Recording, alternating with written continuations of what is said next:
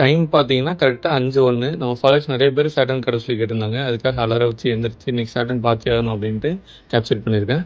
டெலஸ்கோப்ல பார்க்கலாமா?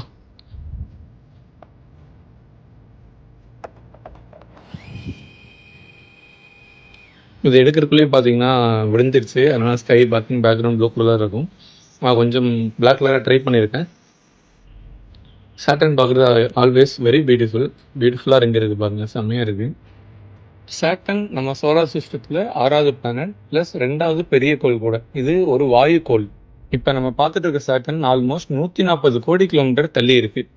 சேட்டர்ன் சுத்தி ரிங் பார்க்குறோம் இல்லையா? இது இதுக்கு மட்டும் தான் இருக்குமான்னு கேட்டா கிடையாது. 4 பிளானட் ரிங் இருக்கு. Jupiter, Saturn, Uranus, Neptune. So மத்ததெல்லாம் பார்த்தீங்கன்னா விசிபிளா தெரியாது. சேட்டர்னோட ரிங் விசிபிளா தெரியும்.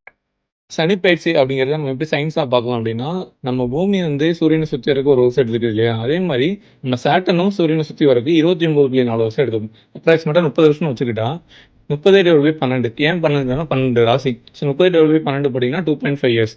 ஒரு 2.5 இயருக்கும் ஒரு கான்ஸ்டலேஷன் வந்து இந்த சேட்டர்ன் மாறும். அதே மாரி ஒரு 2.5 இயருக்கும் ஒரு ராசியும் வந்து சனிப்பெயர்ச்சி ஆகுதுன்னு சொல்லுவாங்க. இதுதான் அதுக்கு பின்னாடி இருக்க சயின்ஸ். எப்படி பூமியிலேருந்து பார்த்தா ஒரு 2.5 இருக்கும். சனிக்கிழமை வந்து வேற ஒரு பொசிஷன்ல இருக்கும். சப்போஸ் அதே மாதிரி நம்ம சேட்டர்ன்லேருந்து பார்த்தோம்னா அர்த்தும் வேற வேற இடத்துல இருக்கும். ஸோ இவ்வளோதான் இதுக்கு பின்னாடி இருக்க சயின்ஸ். சேட்டர்னும் பார்த்தாச்சு. சனி பயிற்சின்னு என்ன நம்ம தெரிஞ்சுக்கிட்டோம். இதை வந்து கண்டிப்பாக உங்கள் ஃப்ரெண்ட்ஸ் எல்லாத்துக்கும் ஷேர் பண்ணுங்கள். நெக்ஸ்ட் வீடியோவில் மீட் பண்ணுவோம். அது வரைக்கும் ஸ்டே டியூன்.